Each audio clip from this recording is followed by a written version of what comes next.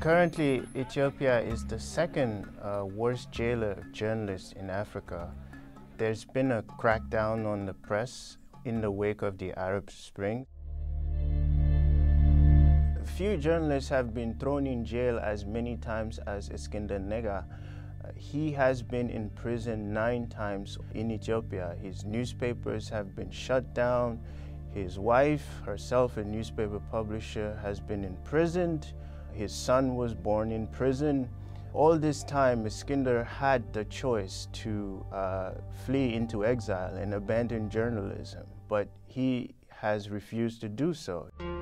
I went and visited Iskender in prison when he was first arrested back in 2006, along with his wife, Serkalim Fasil, who was also pregnant at the time. We walked along this dirt path, and Iskender was on the way back to where they were holding him, and they met.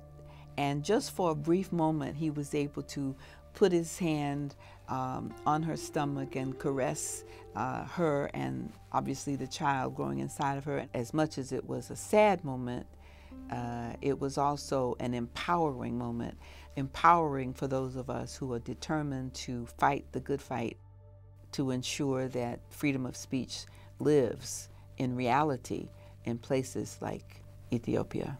Definitely in Ethiopia, we've seen a lot of international attention focused on the 2 Swedish journalists who were imprisoned, and I think the government recognized pretty quickly that while in the moment of that they were detained and imprisoned, it may have seemed like an expedient strategy, they paid an enormous political cost in terms of their international image for these policies. Me and Martin went to Ogaden to try to find out what kind of impact the oil industry has to the conflict and what kind of impact the presence have for the civil populations that lives in the area. We were ambushed by about 150 Ethiopian army soldiers, and we get hit quite quickly. I get hit in the shoulder and Johan gets shot in his arm. But we shout, media, media, international press, and raise our hands above our heads, and they arrest us. They keep us in the desert for 4 days and don't give us medical cares and arrange some kind of mockumentary. It's not some, crazy gun-ho militia who does this. It's a vice president who is the director. Generally, international journalists will receive better treatment than local journalists because they enjoy this international support.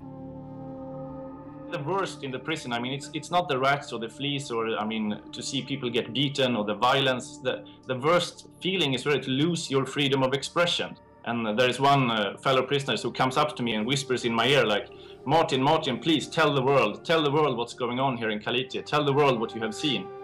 And that is a promise that we intend to keep.